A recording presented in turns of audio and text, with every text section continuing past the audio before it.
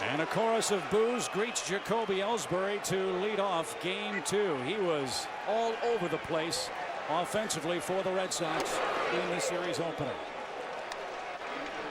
When you look at Santana, you're going to see a powerful arm. 16-7 for the season, a 3.49 ERA, 219 innings. He's a horse. Red Sox haven't seen him this year. He started against them 4 times in his career, but not since 2007. Fastball, sinker, slider, and a changeup. His slider's beginning to develop some tilt. It'll go down and away to right-handed hitters, and he needs to pitch quickly. If he's upbeat, he's got good tempo. He'll be down. There's that slider. That's the key to his approach against left-handed hitters. He will throw in that hard fastball, 95 to 97, speed up their bat, and then that slider becomes a very effective pitch down and in. Santana just under a strikeout per inning pitched this year. And he has Ellsbury now in a 2-2 count in the first inning. 219 innings for Santana, 214 strikeouts. And that strikeout total, the highest total for an Angel pitcher since Nolan Ryan in 1979 among the right-handed starters. And Ellsbury pops one up. Foul ground. Long run. Figgins. He makes the play. Ellsbury retired. Here's Dustin Pedroia, 0-for-3 in game 1. And interesting in our talk before the game with Pedroia about to whom he compares Irvin Santana stuff-wise. Felix Hernandez, the big young right-hander in Seattle, he said they're very similar in their styles. They got a heavy, hard fastball. Off-speed pitch right there, a little bit of a two-seam fastball, and he had Pedroia out on that front foot. Mike Scioscia's got a lot of confidence in Santana. Pitched in the All-Star game, got off to a 6-0 start this year. You talk to hitters around the American League, they talk about Santana, said he's got turbo stuff, turbo fastball, turbo slider, just disappears. And now 1 ball, 2 strike count to Boston second baseman Dustin Pedroia. First strikeout of the night.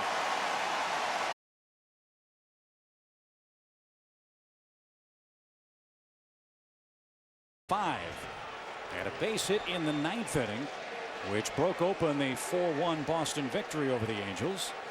And that hit gave him a 12-game division series hitting streak.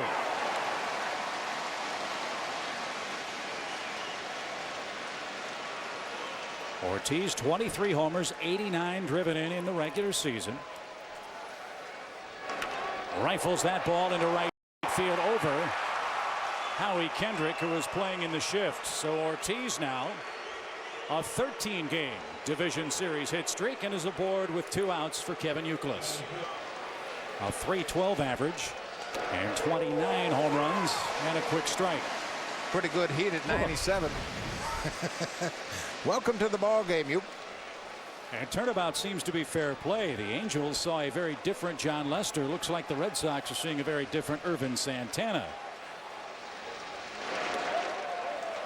Got underneath that slider, tried to throw it a little bit too hard, and it just kind of spun and backed up toward the hitter.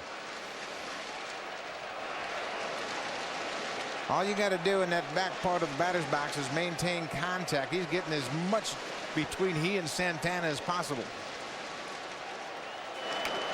Little flare down the right field line. That will drop. Big Poppy will throw out an anchor. You don't run on this Angel outfield.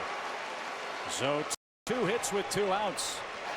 Red Sox Nation held its collective breath, wondering if J.D. Drew could play in this series. He had 4 at-bats since August 17th, coming into play Wednesday. He went 0-for-4 in game 1 and whistles that one foul. So the question is, how close in your estimation is J.D. Drew to having his middle of the season timing back? Well, his timing was so good in June, it's hard to imagine he could recapture that stroke. He had 12 home runs in the month of June, but his bat speed is getting better and better. Dave Magadan, the hitting coach, has been very pleased with the work that J.D. Drew has been able to get in over the last week or so. Didn't get the corner, evens the count. The one thing that a hitter really has trouble with is when he hasn't had many at-bats is the breaking ball. You can get your bat started and catch up to just about any fastball, but it's the ability to keep your hands back and make the adjustment to the breaking ball that needs a lot of repetition. Hard hit ground ball right center field for a hit. Big Poppy around third will score. Youkilis around third getting waved. Here comes the relay, and now the brakes applied. Youkilis a third of the way down the line, put on the brakes in a big hurry and would have been out. But the Red Sox jump in front with 3 straight 2-out hits. So how about this Boston rally? 3 straight singles has scored the first run of the game. And now Jason Bay, the hitter. How do the Angels approach Jason Bay after striking out his first 2 at-bats on Wednesday, then a homer and a double his last 2? They don't throw him any high fastballs. They're going to try to get him down and away, make him get after that breaking ball away. Right there. After striking out in his first 2 at-bats in game 1, here is the high fastball from John Lackey, and it was a no-doubter, a 2-run shot to put the Red Sox up, and they would never look back. So Bay now a 1-1 count. And his appearance Wednesday, his first ever postseason game. What a way to break in to the playoffs. A 2-run homer that put the Red Sox ahead, an 8th-inning double. And the pitch count for Santana very high after a very efficient and impressive start in the first inning.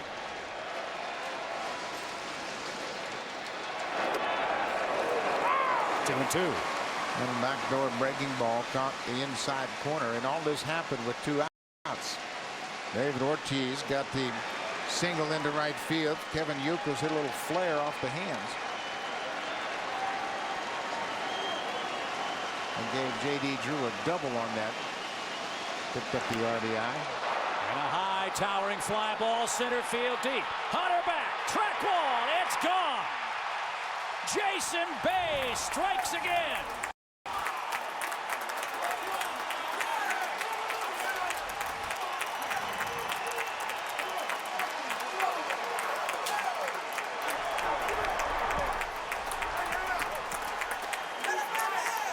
A deep hole for a team that's not scoring many runs. And all of it with 2 outs. Trying to get that breaking ball down. It's in a pretty good location, but not far enough outside, and Bay's able to get to it and hammers it up on the rocks deep in center field. 2 big flies for Jason Bay. And a 4-run Boston first in game 2 in Anaheim. Wow, here's Mark Kotsay. And he's quickly down a strike. Can't think of a better start for Boston. Can't think of a worse start for the Angels.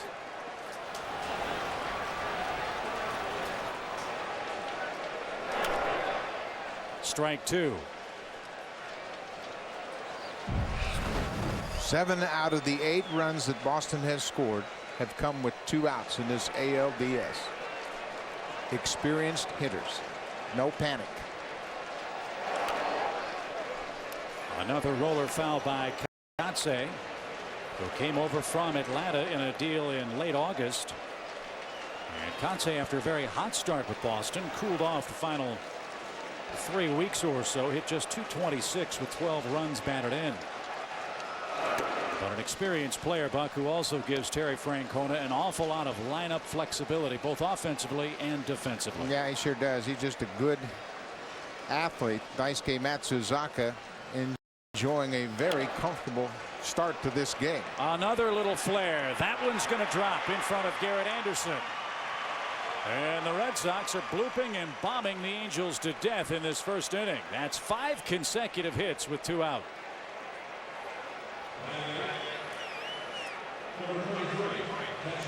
Mike Butcher, the pitching coach for the Angels, really trying to scratch his head. There's not much you can do here in the first inning. You just hope somebody hits one at somebody and get you out of this inning so you can regroup a little.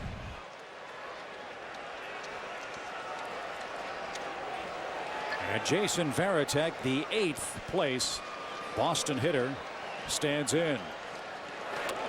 As loud as this place was when we came on the air, Listen to the deafening silence in the first. Yeah, they have eliminated this crowd 100% here in the top of the first inning.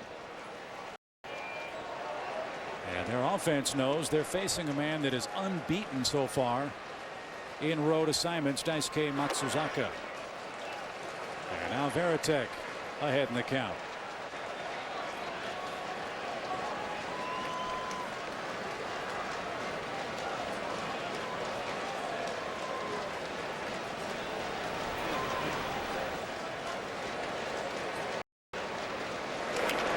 Another pop.